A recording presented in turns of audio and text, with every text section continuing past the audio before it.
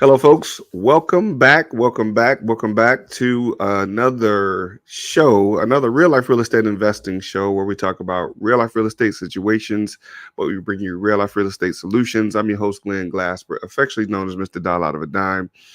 And I have a awesome guest that's going to be sharing some amazing information today. So stick around. We don't want you to miss out on some of the great stuff that we're going to be sharing and bring your questions. Make sure you take notes, and we'll see you in just a minute.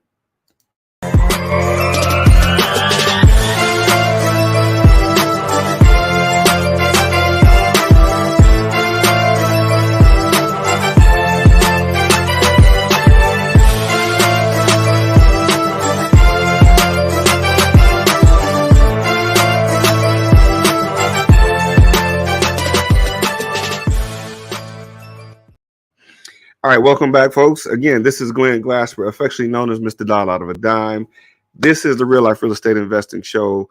Thank you all for joining. For those of you that are tuning in for the first time, drop a comment below and let us know where you're tuning in from. And you got questions, go ahead and ask your questions. We'll be communicating with you all today. And again, thank you all for joining us on the show today. And my guest today, again, is Mr. Derek Dombeck. I want to make sure I'm saying that right. He'll get me if I don't when he comes in. Derek has an extensive background of real estate experience. He's been in real estate, I want to say, about 2 decades, and he is doing some amazing things. He's got a cruise that I want to make sure he shares with you all as well. His expertise ranges from creative deal structuring, private lending, wholesaling, flipping, all the things that we do in real estate. And I'm going to bring him in and let him share a little bit more about what he's got going on. Derek, are you with us? I'm with you. Derek, thank you for joining me. Thank you again for taking the time out today to share with our audience some of the great stuff that you got going on, man. So I know some people that are going to probably chime in and ask some questions, but I got some good questions to ask you as well. So tell the folks, for the 1 or 2 people that may tune in that don't know who you are, give us a little bit more background of who you are and a little bit of what you do. Yeah, I mean, I'm just a Midwest guy from Wisconsin. You know, my background, I started out just a construction worker with a PhD, a public high school diploma, and a hell of a work ethic. You know, and That's usually all it takes. for sure. We started, like you said, 2 decades ago, 2003, and learned a lot of hard lessons. Initially, we were buy and hold investors, like many. We were buying in our local area, and then we got involved in Florida real estate in the mid 2000s, and 2007 lost it all. So it was really a fun time in my life. But Wow. what I really learned from that, though, Glenn, was uh, we had zero control over our business. You know, we used banks for all of our funding, and it didn't matter what we were doing behind the scenes when the banking industry shut down, much like, you know, is kind of happening in some markets right now, right? Silicon Valley Bank and a couple other banks, right? The people that are utilizing those banks now find themselves in a position of zero control. And I hated that feeling. I never wanted to fall under somebody else's decision making or control again with our business. So after we got everything cleaned up, and it took a few years, sorted through the mess, we learned how to get creative. We learned how to deal structure properly without using banks. And I'm not saying never use banks, because they certainly do have a role. But personally, I don't really use banks for hardly anything. And you know, we've taken on joint venture partners, business partners, things of that nature until about 2012, 2013. I met my current business partner, Jeff, and you know, we started out just flipping houses together, a few, and then that blossomed into more houses, as well as a mentorship program. We were mentoring local investors and partnering with them, and all of this was done with private capital that we raised. We got to the point where we actually raised more private capital than we could keep busy on our own, So we started lending in arbitrage business, paying our investors for the use of their money and upcharging the interest rate and charging points for the loans. And that was a side gig for a few years, and it just grew organically, to the point now there's a dozen of us that run Best REI Funding, behind the scenes, the staff, and it's not a side gig anymore. It's a full blown, millions of dollars going out in loans each month, and all of that just because we didn't quit. I mean, that's the lesson. I really want to get it out there. Like we didn't quit. Also, Glenn, the second half of my career, we just started to embrace building networks. I was a closet investor the first half of my career. I didn't have anybody to get help from or to collaborate with, bounce ideas off of, and that was a major mistake on our part. So now I'm very much all about building networks. We host several national masterminds at this point. You mentioned the cruise. We do run a conference, which I can talk about a little later. And this is all in an effort to grow internally, ourselves on a personal level and our business as well. Great stuff. Great stuff. So, in losing it all, some people may not really grasp what you said in that and what you learned, and you didn't give up. Like, that's a major part of what most of us have gone through as it relates to being in business for that time.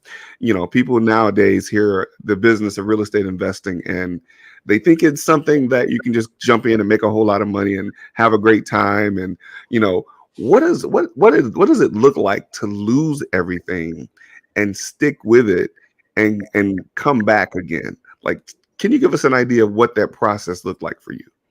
At the time, I didn't really know, right? We were just making it up. Now looking back, I certainly see things that were turning points. The first turning point was 2007 when everything started crashing. I had 8 properties in Florida. We had 19 doors total at that time. So 8 properties in Florida. We had some duplexes and other rentals in Wisconsin. And everybody was trying to blame somebody else. There was class action lawsuits. I mean, you name it. And was there some fault with mortgage brokers and appraisers and things of that nature? Sure. But I wasn't going to point the finger. At the end of the day, I was the one that signed on the dotted line for all of those loans. I did the deals. The deals made sense when we did them. Over leveraging. We didn't know what we didn't know. And I feel like there's a lot of people in that scenario right now today as the market's starting to shift. But what I did different was I started reaching out to all of my lenders, contractors, everybody I did business with, and explaining to them what my plan was to get out of it. So our local properties in Wisconsin were fine. They cash flowed, they covered themselves. They were on, commercial loans that had 3 to 5 year balloons. So I got a meeting with the bank president and my commercial loan officer, and I was dealing with 3 smaller community banks at the time. So I got meetings with every one of them, and I sat down. I told them the exact, plan to get out of it, as well as how we got into it. And one of those 3 local, regional banks continued to conduct business with me and give me loans, even though I was in foreclosure on 8 other properties in Florida. So the first lesson was take responsibility, hit it head on, go be honest with people, and form a plan. In doing that, I started to realize that as I was interacting with people and learning how to negotiate, I saw a pattern. And I started to take notes, and it might not have been physical notes on paper, but just mentally in every social interaction that I was in, where was the turning point? So over a period of 2 to 3 years, I really immersed myself in studying sales and negotiations from anywhere that I could get it.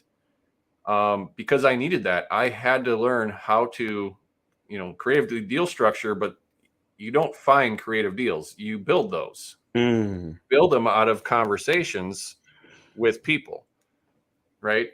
So I'm pretty passionate about new people, whether you're just getting started today or you've been in this business for 20 years like me. Nobody, in my opinion, spends enough time on learning how to actually talk to people. Wow. The gurus want to sell you a training program to wholesale properties and make $10,000 a month wholesaling. Except if you don't know how to actually talk to people, you aren't going to be successful in wholesaling or as a landlord or anything, right? Like literally every day we are negotiating from the time we get up in the morning till the time we go to bed at night. And it might just be with our spouses, our kids, contractors, everybody. And you can probably hear the tone in my voice. I'm pretty passionate about this because I think it's a huge mistake that most people make. Derek, I could not agree with you more. I want to. It's almost like I want to jump up and down and clap and shout. Do it, man. Just do it. Because I could not agree with you more. I mean, and that information that you just shared is something that quite a few people miss. I mean, even when you talked about the gurus wanting to sell you a program, and a lot of the people overlook the vital importance of knowing how to talk to people and negotiating, right? That's a major, major, major key, right? One of the other things is knowing the numbers. There's so many different programs that I've bought and just to review that talk about how to get the check. And in that how to getting the check, none of it includes knowing the numbers and learning how to negotiate, right? So those things are very, very, very important. So I want to ask, how did you get started in the business of real estate investing? What did it what did you were you like me, one of the late night gurus and thought that this is something that you could do? Well, 2003 probably wasn't. The late night gurus weren't really all that much around that time. They were. Okay. Absolutely. No, it actually started with Carlton Sheets years ago. Yes. that was my go-to guy. Yep. Cassette tapes, and for anybody that's younger than 35, don't even know what cassette tapes are. And that wasn't actually what got me started. It was the first thing I ever bought. I saw it on TV, and that led me to buy a house right next door to where I grew up, a little fixer house. I was 21 years old, and wow. I bought that house. I was a construction worker, so I just understood what sweat equity could do for me. And it wasn't until a few years later, I got married, and we were about 26, I think, as far as age goes. And I had seen what we were able to do with our own house and build up some sweat equity. And there was a late night infomercial on, and there was a guru coming to our local town. And what I was looking for was how to get my wife on board, because I knew what I could do and what I wanted to do, but I needed something to get her, on the same wavelength.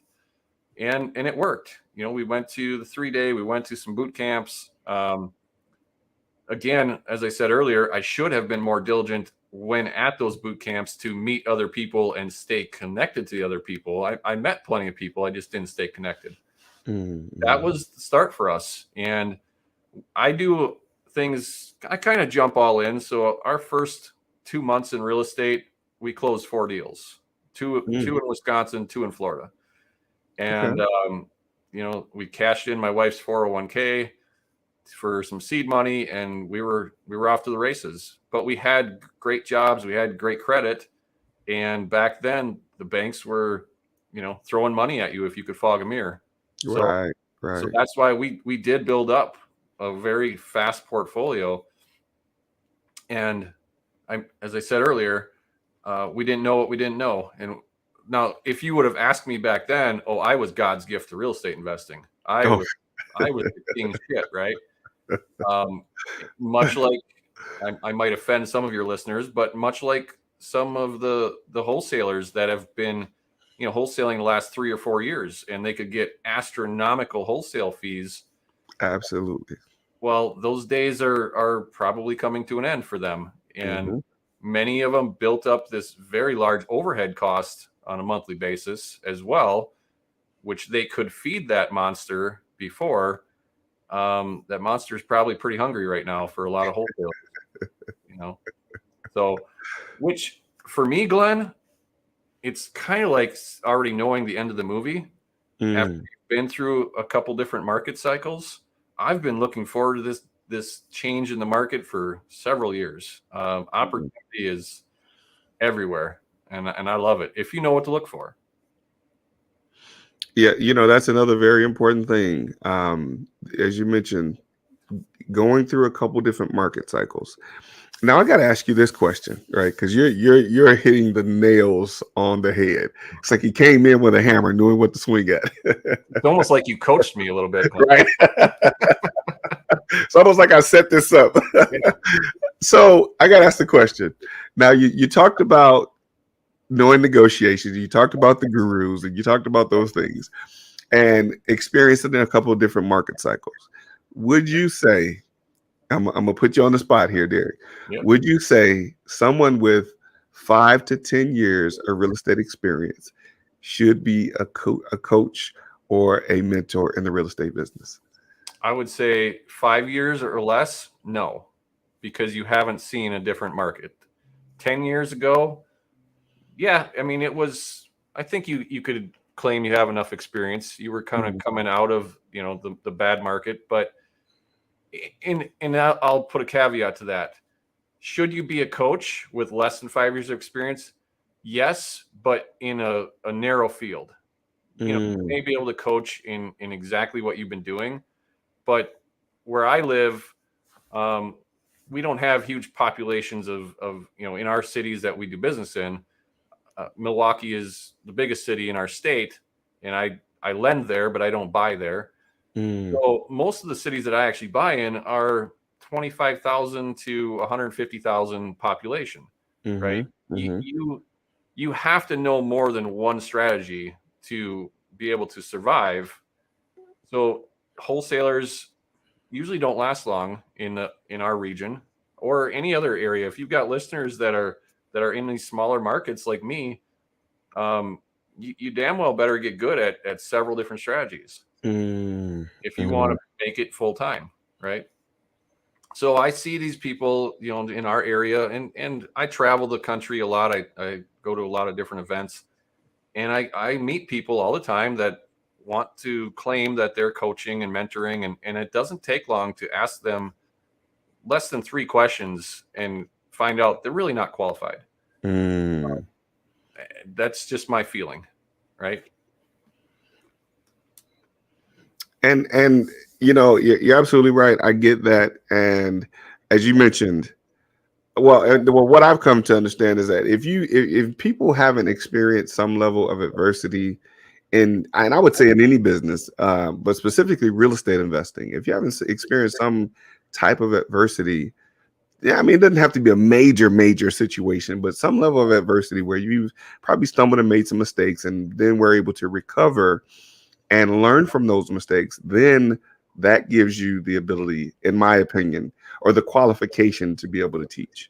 Now, if you made 1,000 mistakes in 3 years and you've overcome and recovered from those mistakes, maybe you got a little bit of enough experience to be able to share with someone how you overcame those issues. That's how I look at it. But I do believe, though, the market cycle does help with the experience of a market cycle change, does help with overcoming the change that you have no control over, right? So I think that plays a major role in that. Well, and the other factor, Glenn, is we need market shifts. Absolutely. It weeds out the weak. It absolutely does. It absolutely does. This will be a very unpopular statement with a lot of people, maybe not on this podcast, but just the population in general. We as humans are the only species on Earth that prop up the weak. Every other species, it's the weak don't survive. Yeah. And Yes. I'm not saying we shouldn't take care of the downtrodden and the people that actually need it, but when we've got real estate agents out there for the first time in history, last year there was more licensed agents in the country than there was listed properties for sale. That's a Definitely. problem. That's a real Definitely. problem, So we need some of these people to fall by the wayside. Same thing with the HGTV watching house flippers. You know, Yes. at the end of the day, I don't want to see anybody suffer, but it does come down to the strong survive in business. That's true. This is true. And again, it gives us, it helps with the perspective of what can happen in the market cycles, right? A lot of people don't expect, I mean, like you said, the last few years, there were more licensed agents than there were listed properties. And there were a lot of listed properties, by the way.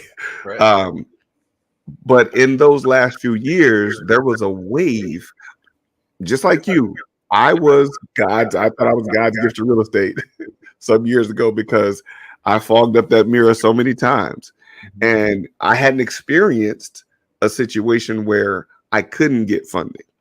I hadn't experienced a situation where, now you mean I got to come to the table with $30,000 to close this deal? That wasn't my experience. Lenders were just giving me money because I was doing consistent business. And now they're like, you got to have some skin in the game. And most people don't understand having to overcome that type of experience and still be able to consistently do business over time. So it's a great, I believe it was a great lesson to have learned and a great part of the experience that's necessary to be able to show other people that it's possible for them. So with that in mind, I got to ask, what is one significant personal life change that you've had to overcome? Oh, there's been many, but on the business side, being a deal junkie can cause a lot of problems. Just with relationships and marriage and kids. I've seen, and a lot of this, Glenn, comes from our experience now hosting masterminds. Right, we've got these tight circles of people where they're very, we're all very close with each other now. We talk about everything. It's a very intimate conversations.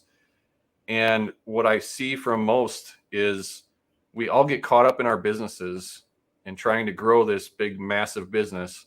And usually our personal lives or our health is the thing that suffers. And I was no different. I would answer the phone 24 hours a day, 7 days a week, because God forbid I don't, take a phone call and I miss a deal. And, we often will tell ourselves that we're doing this for our family when in fact we're doing something to our family.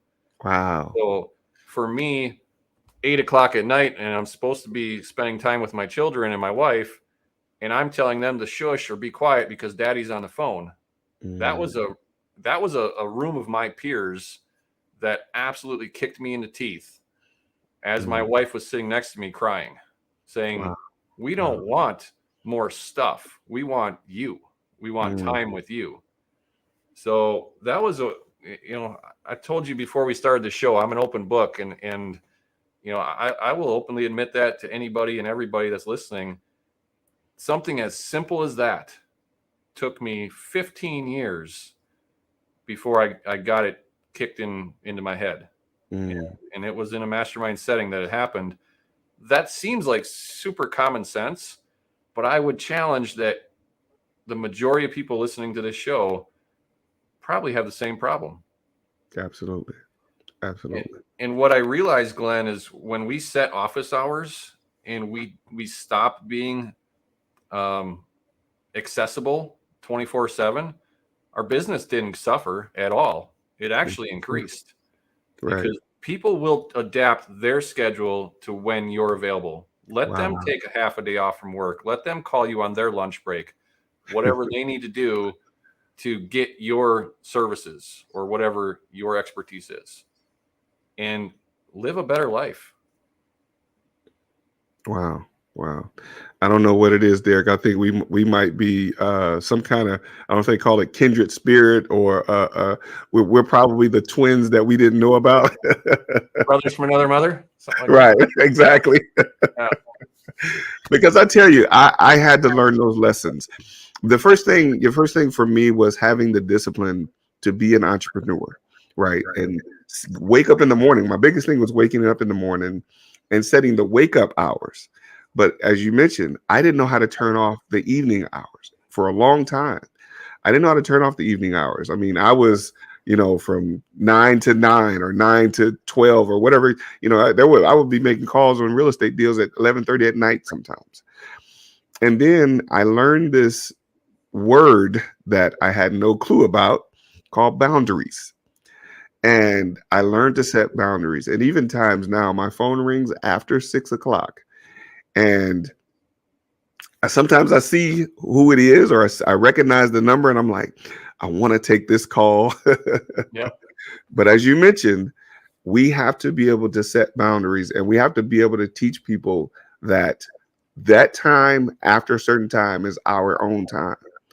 And if they want to communicate with us, they're going to have to come within that time. And not saying that we're untouchable or we're inaccessible or anything like that. It's just that we understand the importance of that time that's necessary for our family. And I got a 6-year-old, and what he started to do was he wanted to, go with me to look at houses. He wanted to, he wants to be on the show with me. He wants to do the things that I do because this is what he sees me do. And I had to realize that he's trying to conform to me because that's the way he figures that he has to be able to spend time with me, as opposed to me doing what he wants to do to spend time with him. So I get exactly what you're talking about. I get exactly what you're talking about. And it's so important to be able to set a schedule and have boundaries and have time where those people that reach out to you after a certain time understand, it's just nothing personal. I'm just not available for you. Right. And it's, if you want to go to the bank, they're only open certain hours of the day. It And they is don't care how much money you got in there, how much you need to get out. They're going to be closed. so we are the bank. We are the attorney. We are the business person. And where this really came from, Glenn, when I started learning how having a true vision for our life looked and how it Mhm. worked, what the majority of people do wrong, in my opinion, is they build up or try to build up a massive business with the hopes and dreams that someday they'll be able to enjoy the money and the fruits of their labor. Mm. Except someday is not guaranteed. Or someday you might be alone because you've been divorced 3 times and you're paying child support, right? Wow. Wow. So when we and we focus a lot on this at our masterminds that we host, but we help people figure out a personal vision. What do you want for your personal life first?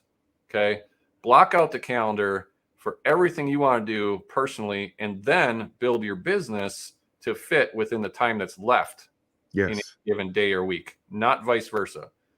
So as I was doing this, a mentor of mine, he took a month-long RV trip, and I was talking to him one day. I said, "I'm so jealous. I'm so envious. I could never do that." And he said, "Derek, is it in your vision to do it?" And I said, "Well, no, it wasn't. It is now." That was in fall of 2020 when him and I had that conversation. 2021, I took a 5-week RV trip with my family. 2022, I took a 6-week RV trip with my family, and I only blocked off 2 hours Monday through Friday, 2 hours a day for work out of that Mm. entire time. And you know what? Nobody missed me. The staff didn't miss me. They did what they needed to do. I have a business partner that was, back at the office. It worked. It worked absolutely fine. And it wasn't. Now, I will tell you, the first time I did this, I had the shakes for about 2 weeks. That withdrawal, that work withdrawal. 100%. It's that it is withdrawal from living such a busy lifestyle, right? But by Mhm. the time you get to the middle part of that trip and then the end of that trip, you see things so much clearer. You start to realize what's really important. At least I did. And so we're very vision focused on our personal and again, building our business to fit within the time that's left. And it doesn't happen overnight. I'm not going to pretend like it does. But if you never really focus on your personal vision to start with, I promise you it will never happen. Mm-hmm. It just won't. Absolutely. Absolutely. Wow. I think we've given them quite a bit to chew on as it relates to that. Yeah. So let's talk about like I what I'm excited to hear about is two things: the creative deal structuring and the private money lending. How did you get into private money lending? The private money lending came as a byproduct of us raising money for our own deals because, again, there wasn't a bank in the world that was going to touch me after 2007, at least for a few years, right? And so when I met my business partner, Jeff, my current business partner, he had dabbled a little bit in private lending already. So he had a little bit of a base structure there. But we were raising money for our own deals. And then we were also mentoring some local people that we knew from our RIAs. Jeff was already hosting his own Real Estate Investor Association group. And then he helped me start one as well. Because we actually live about 100 miles apart from each other as business partners. And so through being the people at the front of the room at our RIAs, people start asking us to coach and mentor. And so we would do joint ventures with them and we would bring the funding. And so that was the start of it. Over time, just organically, it grew. We widened our circle of where we were willing to lend to the point where we got statewide, and it grew in spite of us, not because of us. Honestly, it was all organic. We still to this day do very little advertising. The bulk of our business comes to us from referrals or existing clients. And we have new goals now. We have a new business vision or an updated business vision now of where we would like to take this now that we've got our systems fixed. And there was a point in time where our systems were strained quite a bit. We went from an average of 8 to 10 loans a month to 20 to 25 loans a month. Yeah, it hit us pretty quick, and it kind of kicked our ass for a little bit. But I'm seeing the way we do it compared to our competition. We're very much involved with our borrowers from start to finish. The last thing we ever want to do is take a property away from a borrower, and we have an extremely low default rate. So the national average for hard money lenders is 25% default. We're under 1%. Wow. And it's not that our borrowers don't have challenges. It's that we're there to help them through those challenges. Good and stuff. As long as they stay in communication with us, we can work pretty much anything out. And there is the rare occasion where they just decide to stop communicating or ghost us. And we have no choice. We have to turn it over to our attorney and go take the property. But that's very rare for us. So great. And I think, Glenn, the last point on that is because we have been in front of the room and educating for all these years, we're training our borrowers to be better real estate investors before they're actually our borrowers. And I think that's a big reason that we're pretty successful as well. Very good. Very good. So what is it? What is a person that needs to get a private loan? What does that look like for them? Is it credit? Is it the deal? What is the terms on that? For us, we don't look at credit. We don't look at tax returns. We may collect them, but we don't factor that in. It's asset-based lending. We're looking at the asset. We'll lend up to 70% of the after repair value. We also are different because we designed the company. We named it Best REI Funding for a reason. We truly want to be considered the best in the customer service aspects of private lending. We don't make our borrowers make monthly interest payments. We let it accrue, which most of them love. Currently, if somebody can buy a property and rehab it for less than 70% of ARV, they can come to the table with zero money out of their pocket. That's very hard to find. Absolutely. And we do 6-month loans. We do allow for extensions after that, as long as they've hit certain milestones. Mhm. But if they don't, again, it's all about communications. We're open to working things out with them. So Okay. And where do you lend? I mean, is there places that you will lend or won't lend, or do you lend everywhere? currently we're staying within the boundaries of the state of Wisconsin. Mhm. So we raise money, and that's an important point too for anybody that wants to learn about the lending business. We raise money. This is a syndicated fund, and we raise money from all over the country.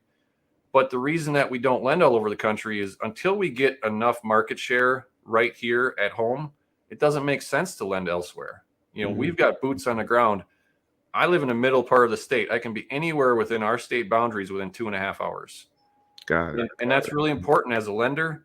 You should, there's a couple golden rules. Don't lend money on something you wouldn't want to own, Mm, right? absolutely. Because Right. you may own it someday. Yes, that's true. And don't lend money in areas that you don't have relationships or boots on the ground, because there will be challenges. It's just like Walmart knows there's a certain percentage of products going to get stolen off the shelf every day. Mhm. We as lenders know there's a certain percentage of loans that are going to have challenges. It's Mhm. just the business, Right. right? So for now, that's the plan. The global picture, our business vision. Ultimately, I would probably like to franchise Best REI funding and open up offices in other parts of the country. But Okay. Good stuff. right now, we are 100% privately funded. I don't take on institutional money. We're not backed by hedge funds or banks or anyone else. It's all real people with real money. And I really love that fact because we get to change lives on that side of it too. Some of our investors into our fund, we're getting 1 or 2% return on their money, if Right. that. And now Mhm. they're getting 9. It Wow. drastically changed their lives in a lot of cases as well. So it's fun. We get to help people on all avenues, from our investors to our borrowers to the people that buy the houses at the end. Mm, mm. Well, let me know when you're ready to loan in Detroit because I do quite a bit of business in Detroit. That's where I'm originally from. Okay. So when you're ready to loan in Detroit, let me know. Uh, It might be a few weeks. a few weeks. No, it'll be a Okay, lot, I was a gonna lot say, wait a longer. minute. Yeah. Say a few weeks. We need to get started now. Then. No, that's good. That's good. And I'm not very familiar with Wisconsin. I know a little bit about it. I have some relatives over there. I think I've been there, well, actually through there once years and years ago. Um, but It's I've heard some good stuff about some of the areas there. the key points on the lending side, or just the upper Midwest in general. Michigan and Wisconsin very similar as far as our climate and the industry that's there. Hmm. I mean, they could be twins, right? Yeah. So Detroit's going to be very comparable to Milwaukee, and then the rest of Michigan has got a lot of the smaller cities and smaller towns. So Hmm. all of that is very identical. Wow. What's Wow. different in the lending space, our commercial foreclosure laws are quite a bit better in Wisconsin than, Mm. say, Illinois or Michigan or Minnesota. Okay. So if I did start lending in another Midwestern state, it'd probably be Minnesota first. Mm. Uh, Okay. Illinois will likely never happen just because of their laws Right. and what it Right. takes to actually protect yourself and get the property back. Mm. So another thing that you have to watch out for is usury laws as far as what you can charge for interest. Hmm. Hmm. Wisconsin's commercial lending laws have zero limits on usury. Right. So those are just a few of the factors that you have to look at. But literally, Glenn, anybody can become a lender. Um, True. it, it's not, it is not rocket science. If I can do it, anybody can do it. Like, seriously.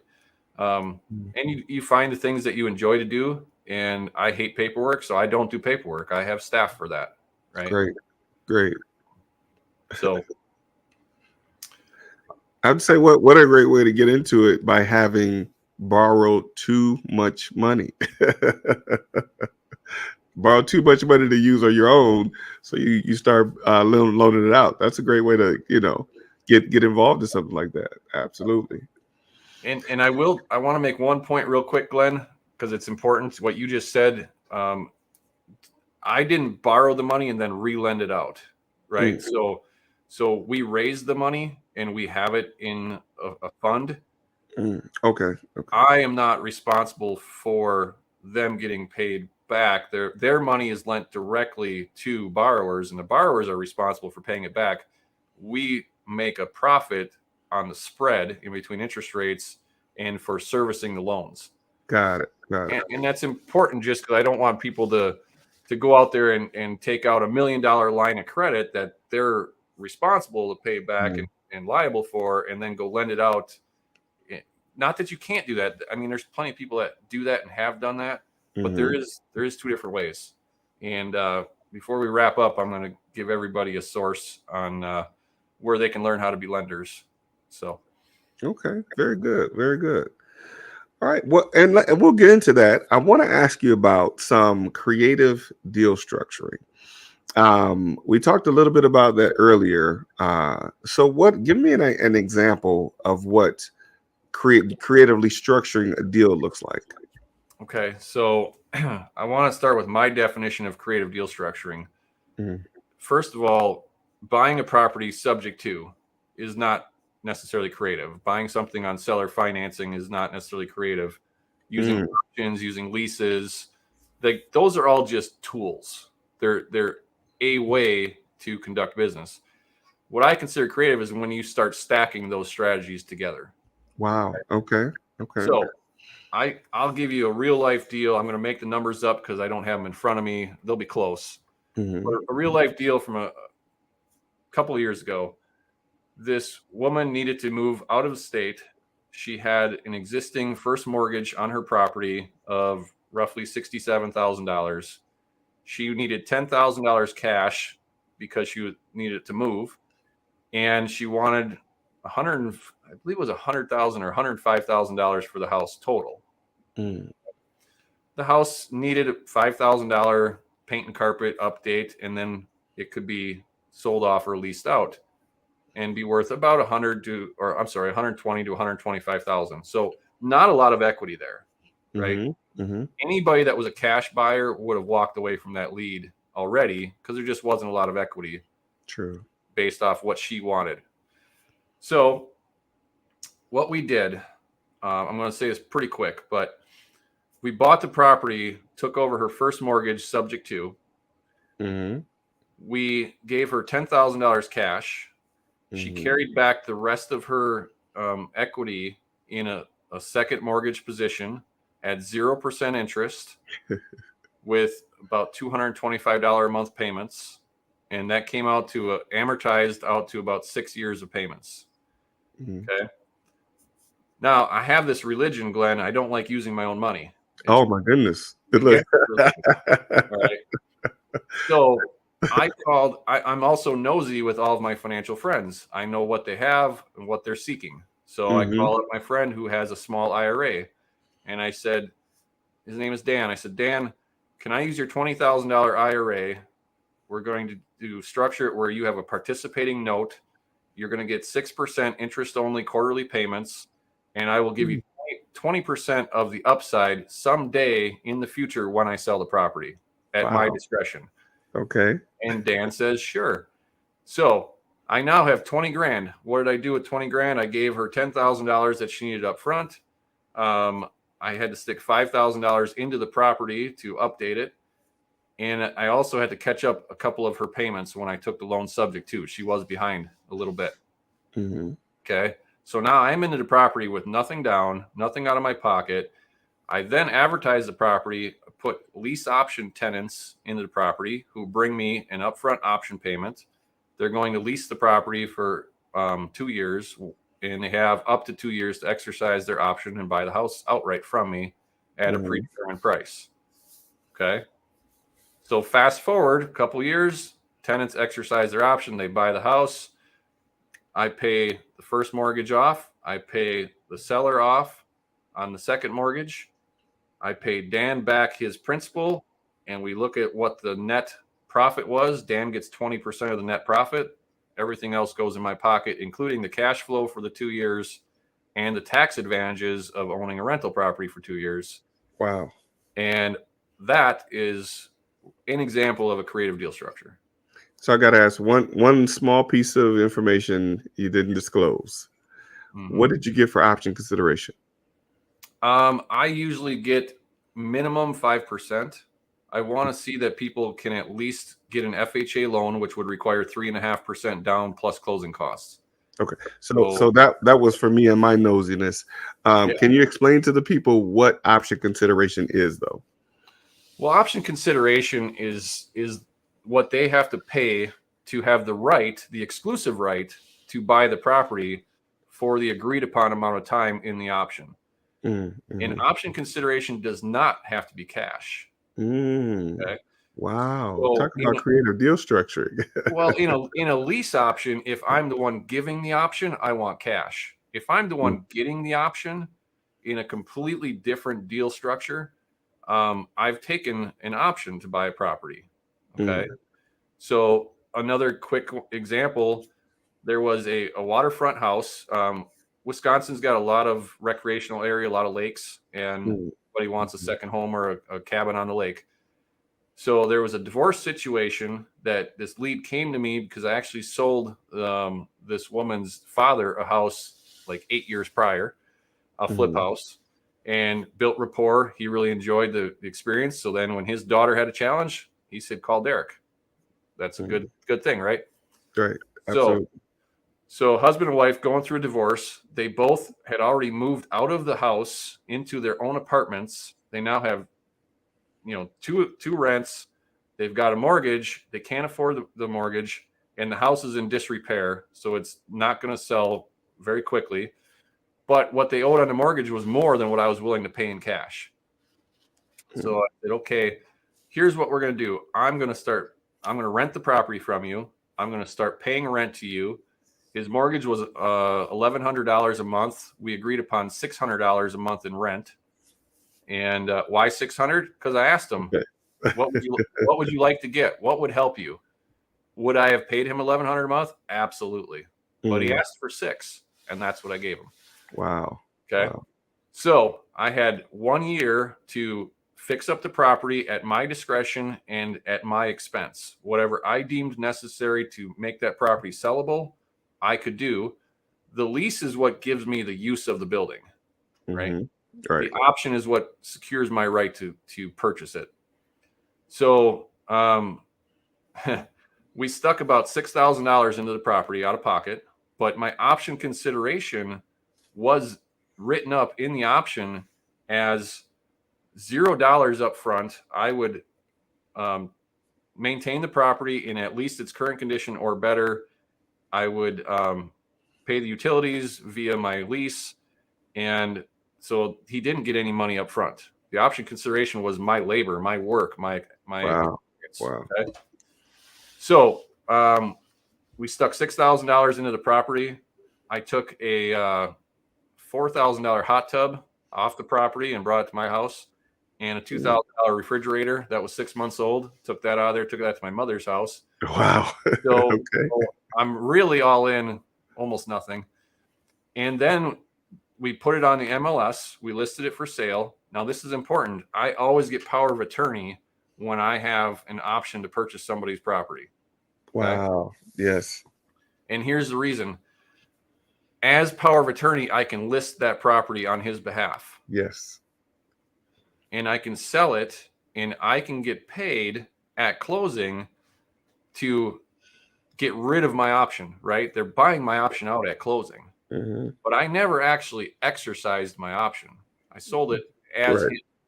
And the way I do that, and almost nobody talks about this, Glenn, I don't record my options. I actually record a mortgage securing the option.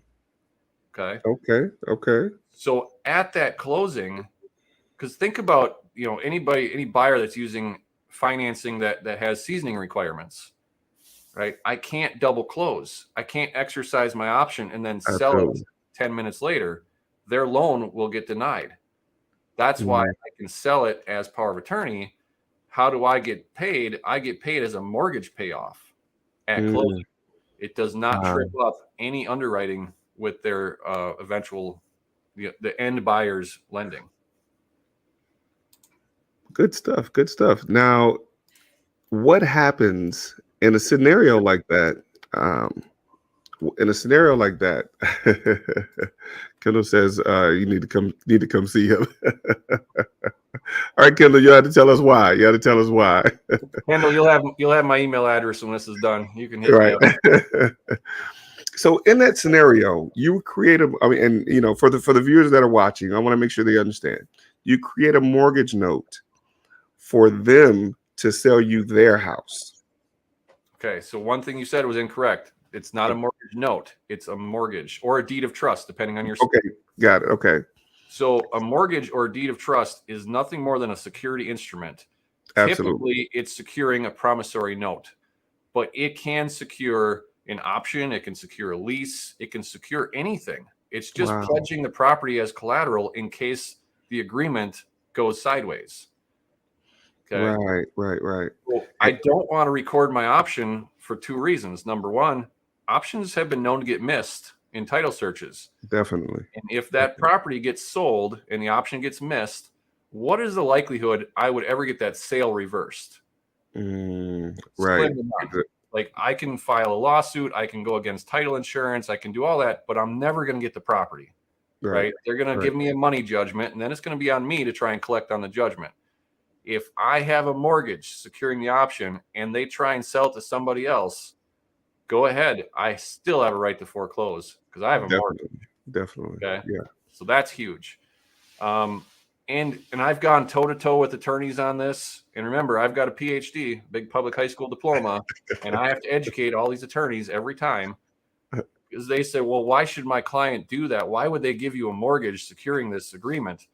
And I say, why would they not? Are they planning on backing out of our agreement? Mm, mm-hmm, mm. And then I just shut up and wait for them to answer because they can't answer. Right. Wow. Wow. So that's the fun use of a mortgage. And then also, if we could have did a whole hour on this topic, Glenn, but also if let's just say that this person refuses to sell you the property and no longer allows you to buy it. Okay, fine. Now I'm going to foreclose against you. You may not even Wow. get the money that you were supposed to get from the sale of your property. It depends on your foreclosure laws. Right. Wow. So it's Wow. very powerful. Great, great, great. Kendall says that's good stuff. and you know, just for context, Derek, Kendall is a short sales expert. He's been doing short sales for quite some time. So he says it's good stuff. Nice. I'm honored. Kendall, absolutely reach out to me after this is done. I'd love to have a chat with you. Most definitely, most definitely. He said he's using the mortgage strategy as well. Okay, good stuff. Good stuff, Kendall. Okay.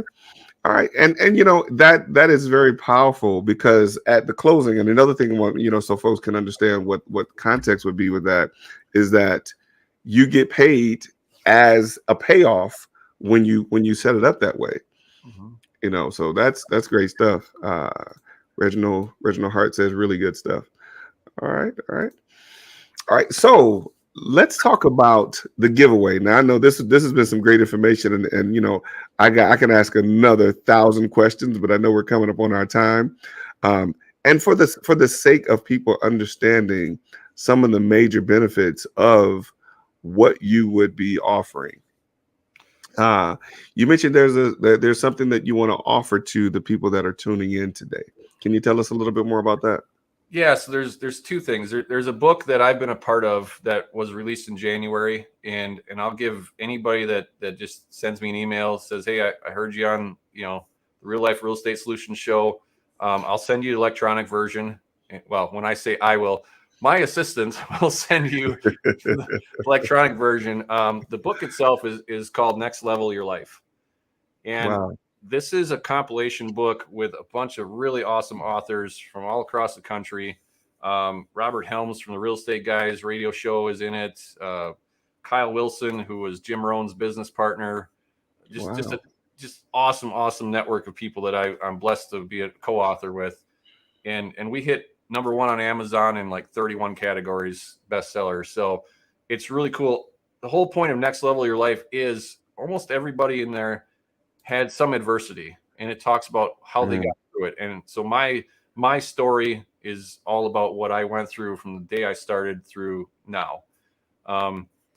So that you just send an email to Derek@bestreifunding.com and tell me you got it. The second one is I'm authoring my own book, and it has been delayed. It was supposed to be out by now. That book is the A to Z, how anybody can be a private lender. And it goes from how do you take in applications through your underwriting, through servicing, through defaults, just, kind of the redneck construction workers Bible to being a private investor or private lender, I should say. Is that going to be the title of it? Is that the title of it? I have not picked the title yet, but I've kicked that one around, but I don't know if that's PC or not, which I'm normally not PC anyways. Right. Yeah.